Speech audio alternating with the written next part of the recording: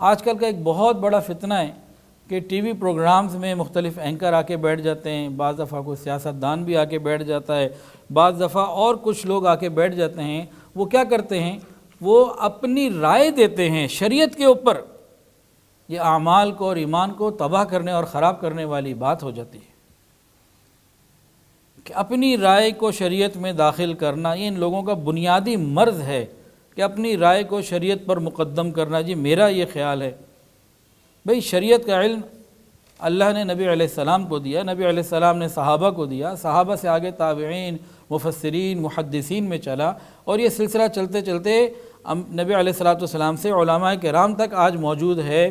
ہمیں اگر شریعت کی بات کرنی ہے تو اہل حق مستند علماء سے کرنی ہے، درباری ملاؤں سے نہیں کرنی اور کسی اور آدمی سے نہیں کرنی۔ ابھی رمضان چل رہا ہے، وہ عورتیں جو سارا سال آدھے ننگے جسموں کے ساتھ ناچتی ہیں، وہ بخاری اور قرآن اور حدیث اور مسلم شریف کی باتیں کرتی ہیں۔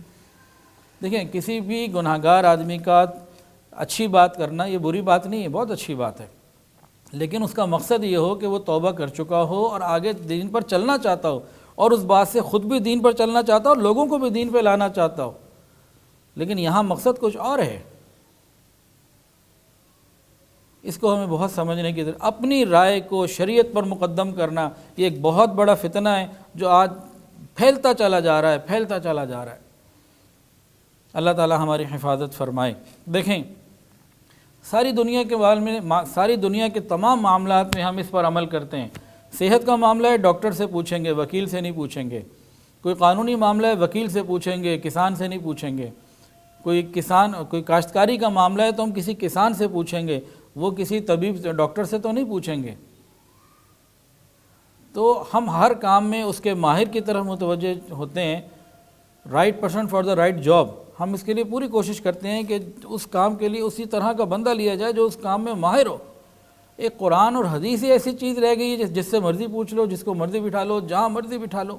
نہیں، ایسا نہیں ہے۔ تو اپنی رائے کو شریعت پر مقدم کرنا یہ ایمان کو خراب کرنے والی چیز ہے۔ اللہ ہماری حفاظت فرمائے۔ ویڈیو کے نیچے سبسکرائب کے بٹن پہ کلک کریں، بیل کے آئیکن پہ کلک کیجئے تاکہ ہر نئی ویڈیو کی نوٹیفیکیشن آپ کو مل جائے۔